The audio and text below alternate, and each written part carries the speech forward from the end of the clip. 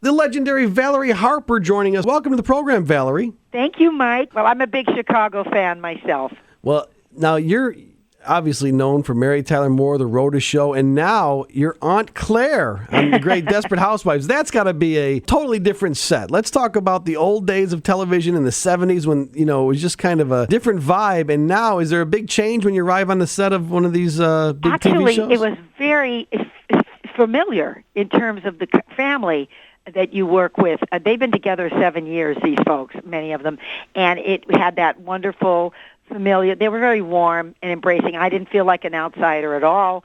It was great, and that's what we had on the Mary Tyler Moore Show. So from that standpoint, the human level of it, it's great to walk on a happy set where they're happy with what they're doing, and it's great to be working in this at this time. The way of work is very different. It's like filmmaking. Mm-hmm. There's no audience. Mary Tyler Moore, we rehearsed all week and then did the show to a live audience, so that was more like theater. But I had a ball, you guys. I absolutely loved it, and it was great to see Mark Cherry, the creator of the show, there actively on the set, giving notes, helping, asking for certain things from the director in terms of staging, and if we had a question, if Terry thought maybe a line should change, he'd say, "Oh, sure, I'll talk to the writers, I'll get back to you," and he would. So 7 years in, and he's there with his sleeves rolled up. I was very impressed with that, and that's what happened on the Mary and the Rhoda Show. People who created the show stayed with it, and that's how you retain the quality. For instance, you guys show up every day, right? Mm-hmm. You don't have people standing in for you, so your show stays your show because you're there, and I really am a big believer in that. And you're saying there was some room to improvise, Valerie?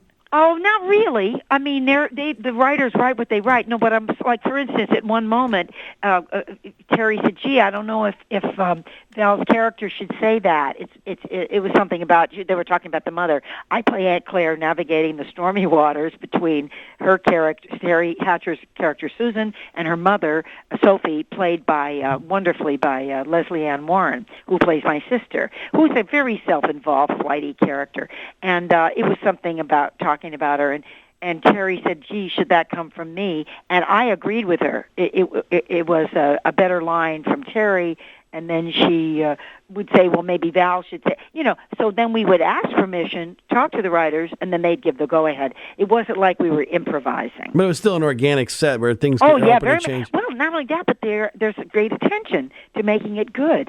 Terry cares deeply. They all do. Those wonderful, wonderful actresses.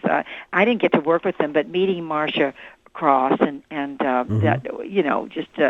Felicity is a doll, and Eva, even going through her stuff, she's there, professional and wonderful, and so and Vanessa Williams is somebody I know from other times that we've worked together. So it was great. Of course, you get as old as I am, and have worked with as many people, and they're just very.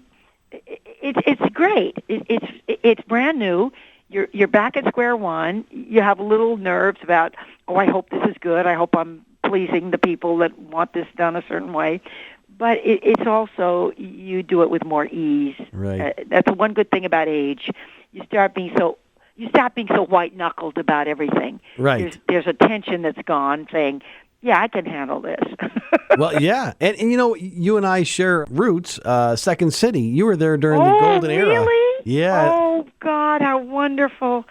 Oh, boy, that taught me a lot. Didn't you love doing that, Mike? I loved it. I worked for the Children's Theater for a couple of years, and writing and directing and acting. You create a new avenue for yourself to express yourself every single day, every moment. Right. You had some great interviews and great insights in the book, Something Wonderful Right Away, and I wanted to thank you for that great book. Yes, Jeff wrote that, yeah. Mm-hmm. Yeah, Jeff Sweet. Yeah, because that was a great situation. In fact, I'm going to see a lot of the old timers. Carol Sills, Paul Sills' wife, or his widow now. We lost him last year. Right. Is in town in Los Angeles, and we're going to meet Mina Kolb and maybe Dick Libertini and Melinda Dillon and my former husband, Dick Shaw, who's my current friend. We've never given up our friendship, even though I'm remarried and he's doing his thing. But we're all going to get together at Minus, so that'll be fun. Those were the real beginning people. I came in a little later, and then of course there've been so many. The new people like David Steinberg and the Belushi brothers are now old school. It's so funny, right? Yeah, because it just keeps going. You were, of course, a younger generation of it. I was in the '90s. Well, I was there when Chris Farley was on the main stage, and I used to trade stories with him a lot. Oh my God, sweet guy! That was just terrible. Yeah, he got swept up into it. You hate to see people going what you think is too soon. Mm-hmm. The thing that you do is you do the best work you can. I knew it was wonderful, and Cloris used to turn to me. We'd read the script through for the first time on a Monday morning, and it would be hilarious around the table. And she'd say, "Oh my God, Valerie, isn't this wonderful? This is really wonderful." It was my first television, so I guess I got spoiled, and the other actors, Ed Asner and Gav and all of us were very appreciative. And I came to understand that this is not necessarily the way it is on all shows. Right. And the guys care. You're in. If it ain't on the page, it ain't on the stage. And that really is very true in television because you have to do it quickly. And I think that's why the shows resonate, guys. I really do, because they were so good and so well written. You know, when you flesh out a character like Rhoda or you flesh out a character like Aunt Claire, where do you draw from? Life. Mm-hmm. People you know. I used my stepmother, Angela Basilico, from 116th Street in New York. Okay. And I used Penny Ann Green, my very good friend from Brooklyn, who used to say why, what, when, where, and Penny is a friend to this day. But I could hear them in my mind's ear. And I could, understand, and that's how I got into playing Rhoda.